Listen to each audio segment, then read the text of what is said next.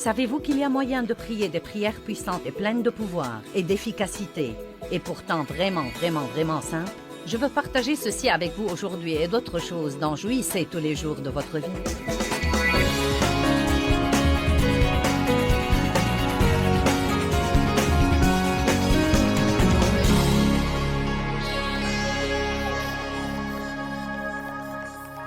Père, nous te rendons grâce comme nous commençons cette réunion de ce que tu vas nous aider.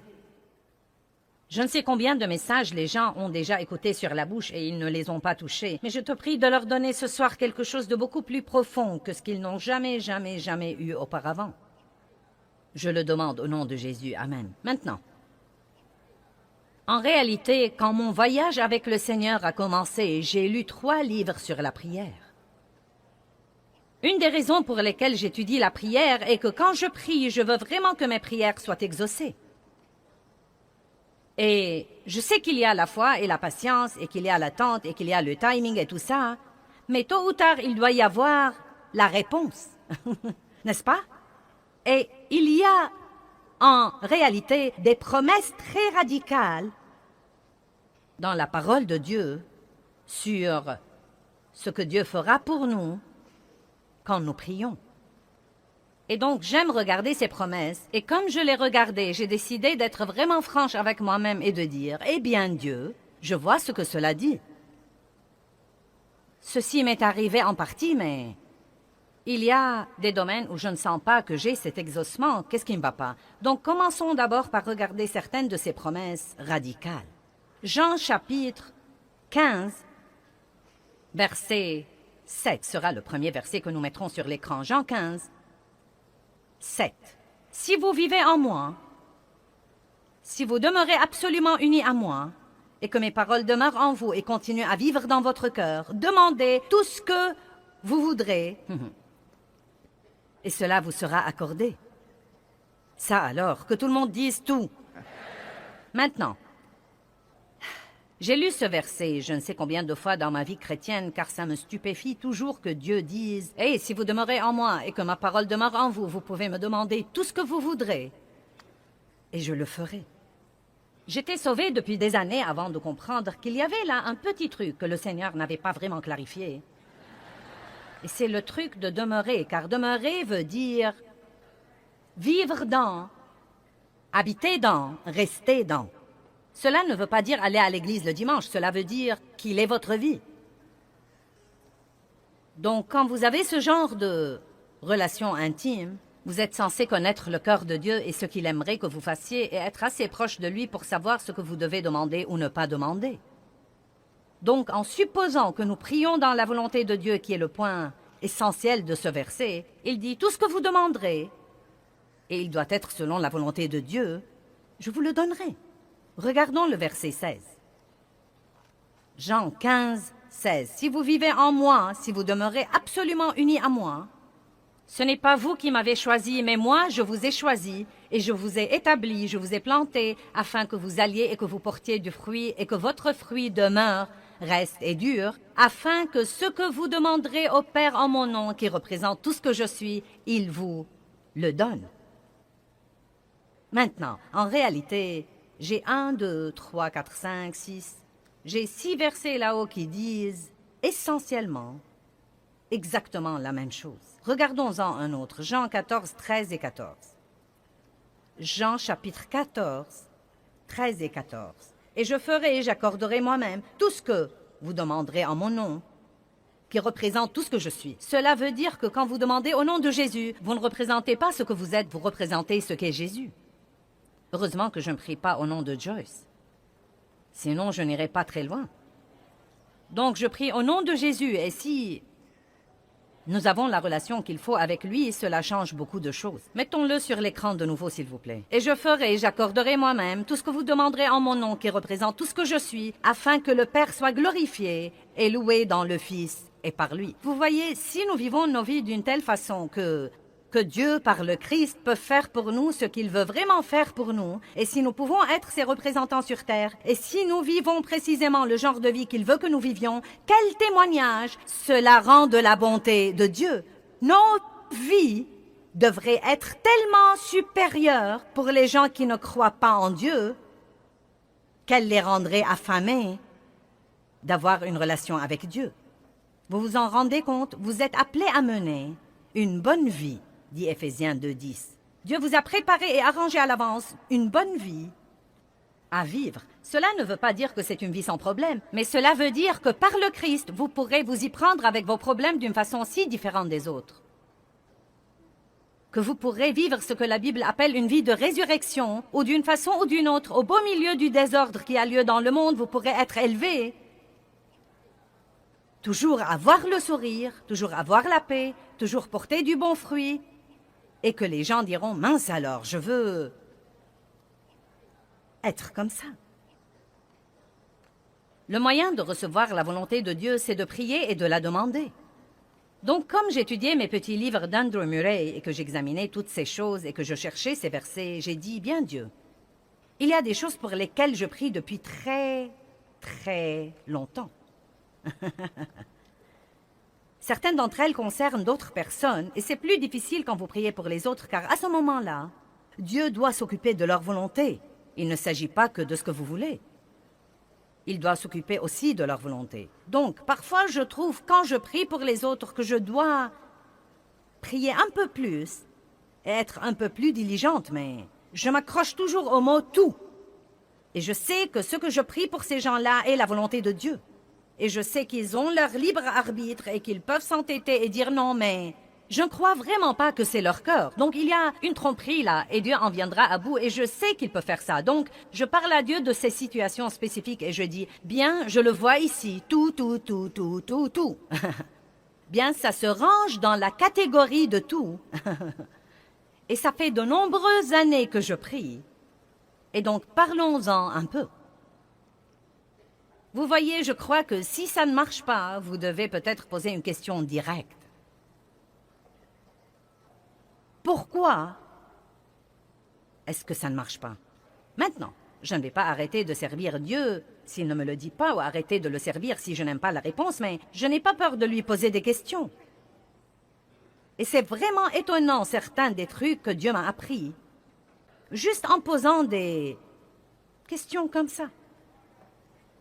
Il a commencé à s'occuper de moi à propos de ma bouche.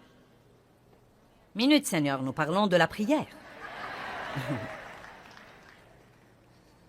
À dire vrai, je ne me souviens pas comment ça s'est passé, mais Dieu a commencé à me montrer qu'il y avait un vrai rapport entre la prière exaucée et les paroles que nous prononçons quand nous sommes là, mais nous ne prions pas.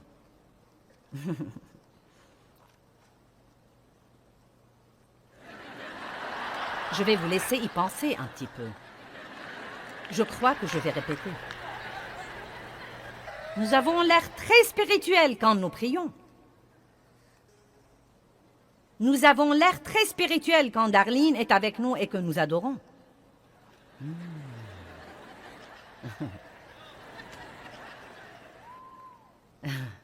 Mais écoutez-moi, et je ne veux pas être indélicate. Je me fiche pas mal de ce que vous faites ici. Et Dieu non plus, si vous voulez la vérité. L'important pour lui est ce que vous faites quand vous partez.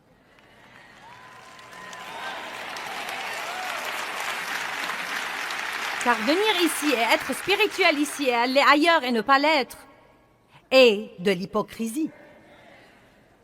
Donc oui, je me soucie de ce que vous faites ici car je veux que vous appreniez. Mais c'est juste une formation pour ce que vous devez faire dehors. Et nous avons depuis longtemps cette grande différence entre les lèvres et la vie.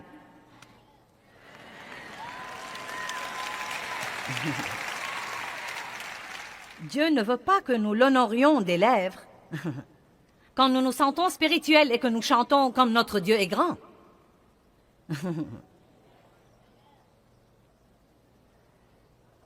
Mais ce que nous faisons le reste du temps.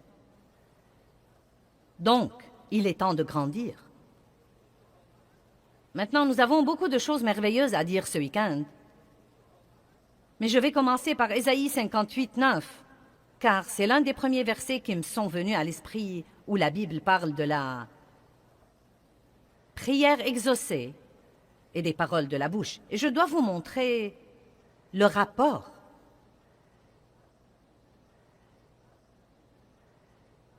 Pour pouvoir maîtriser la bouche, il vous faut deux choses. Il faut beaucoup d'aide de Dieu, car aucun homme ne peut dompter la langue. La Bible dit qu'elle est un mal qu'on ne peut réprimer, pleine de venin, comme une bête sauvage. Elle dit que toutes les bêtes ont été domptées par l'homme, mais qu'aucun homme ne peut dompter la langue. Donc, la première chose que nous devons comprendre est que si nous voulons maîtriser la langue, et j'entends par là dire ce qu'il faut et ne pas dire ce qu'il ne faut pas, au sujet de la vie des gens, à notre sujet, au sujet du passé, de l'avenir, dans les épreuves, dans les tribulations, je ne sais pas si nous nous rendons compte combien nous parlons. Et chaque parole contient du pouvoir et de la puissance. Les paroles contiennent de la puissance. Proverbe chapitre 18, verset 21 dit « La mort et la vie dépendent de la langue. » Matthieu 12 dit que nous ne devons pas proférer des paroles vaines, qui sont des paroles inutiles, qui n'ont aucune puissance en elles, parce qu'au jour du jugement, chacun de nous rendra compte de toute parole vaine qu'il aura proférée. Maintenant, je ne vais pas partager avec vous quelque chose que vous n'avez pas déjà écouté si vous êtes à l'église depuis longtemps ou si vous écoutez ce genre d'enseignement. Mais ça m'est égal si c'est la 1000e fois que vous l'écoutez. Tout ce que je sais est que pour moi, et j'ai une vie puissante avec Dieu depuis 32 ans, tout ce que je sais est que je profite personnellement de cette série sur la bouche, plus que toutes les autres séries que j'ai jamais faites car je la prends plus au sérieux. Et aussi fréquemment que vous écoutiez quelque chose, si vous ne le prenez pas vraiment au sérieux, il ne vous servira à rien. Donc, si vous croyez vraiment que j'entends Dieu et que je prends mes enseignements de Dieu, et si vous me respectez comme une de vos enseignants de Bible, alors je veux que vous m'écoutiez de toutes vos oreilles. Et je veux également que vous buviez mes paroles et que vous preniez des notes. Et je veux que vous vous engagiez à étudier ceci et à l'étudier, et à l'étudier, et à l'étudier jusqu'à ce que vous le compreniez.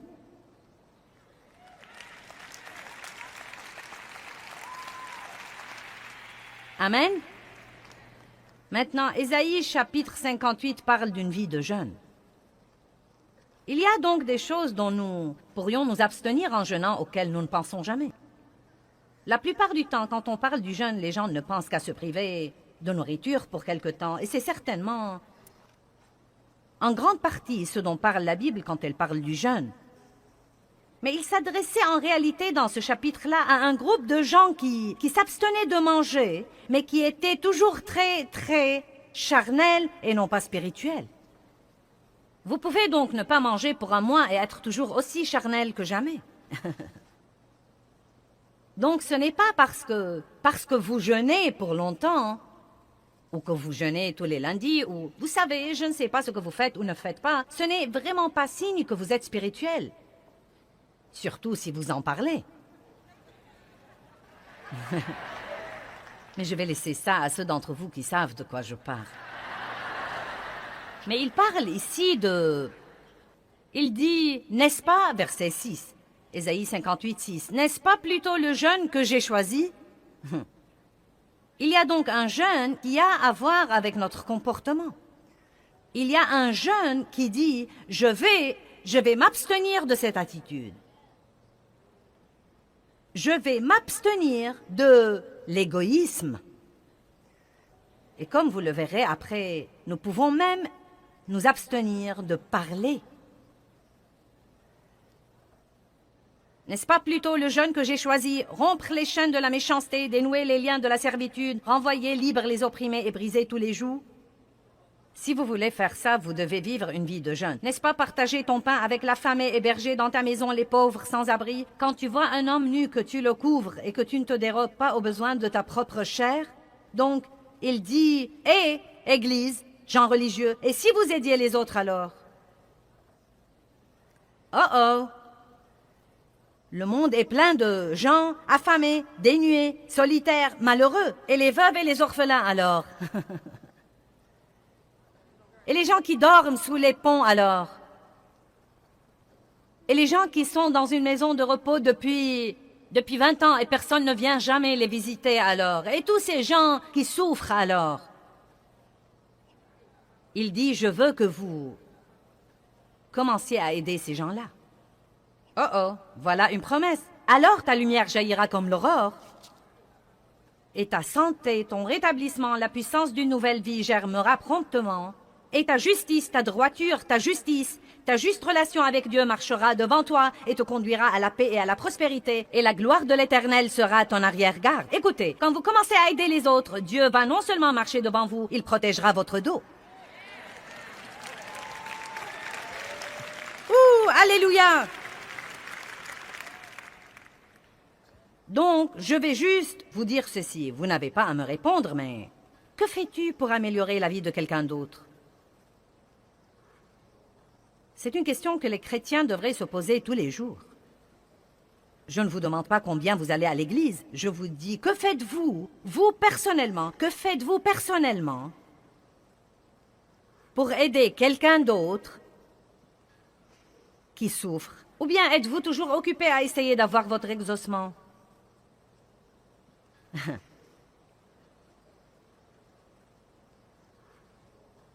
Mettez une pancarte dans votre maison. Qu'ai-je fait aujourd'hui pour aider quelqu'un d'autre?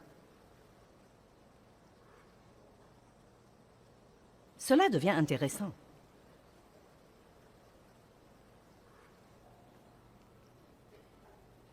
Verset 9. Voilà le truc de la prière. Alors tu appelleras et l'Éternel répondra. Tu crieras et il dira, me voilà. Qui de vous veut ça? C'est réponse directe, immédiate de Dieu. Si tu ôtes, si, que tout le monde dit si tu ôtes du milieu de toi les jougs d'oppression partout où tu les trouves, si tu cesses de montrer du doigt avec mépris, c'est juger, critiquer, parler dans le dos.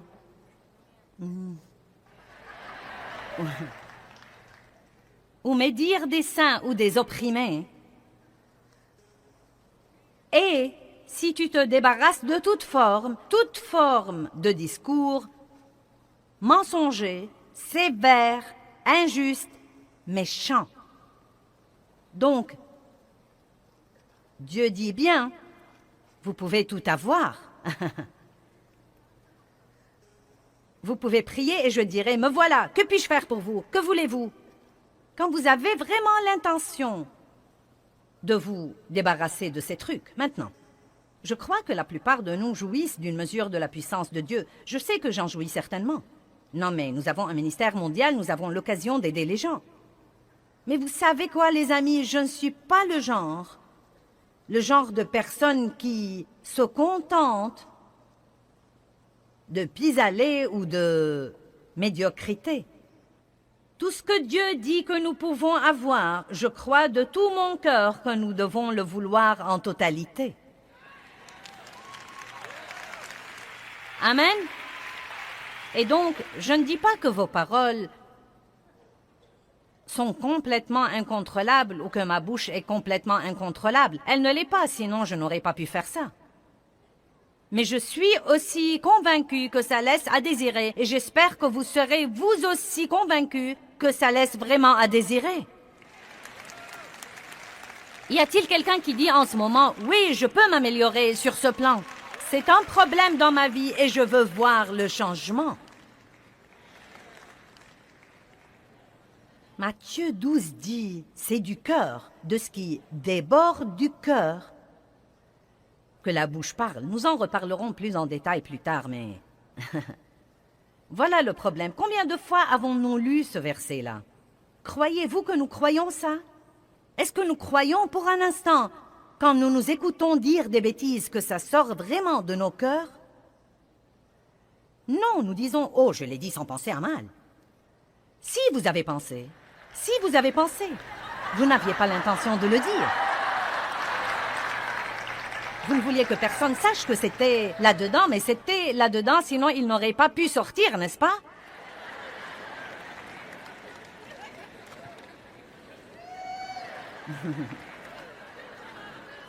Maintenant, vous feriez aussi bien de me faire confiance, car j'ai déjà commandé tous les livres que j'ai pu trouver sur la bouche un peu partout dans le monde entier.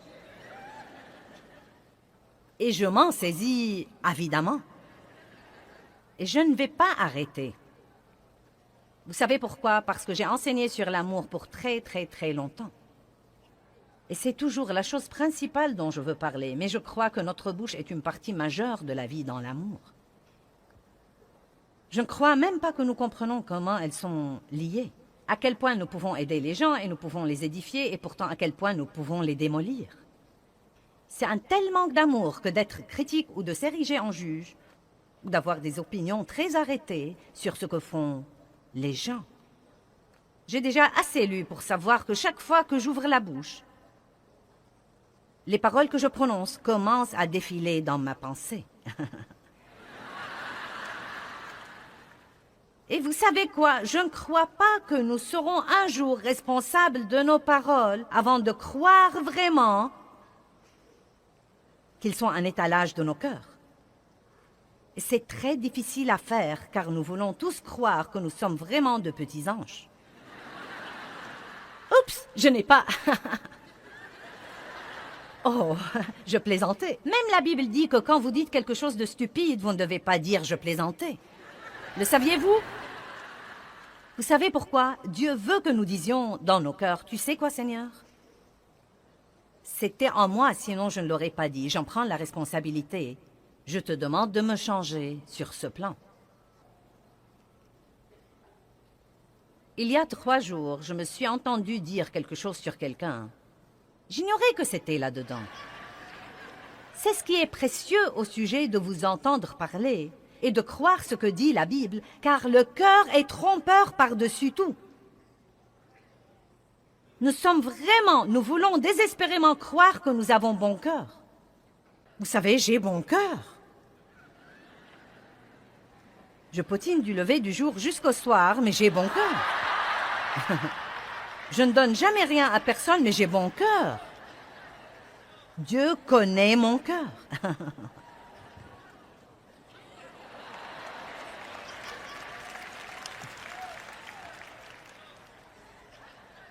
Si nous nous taisions un peu, nous pourrions entendre Dieu.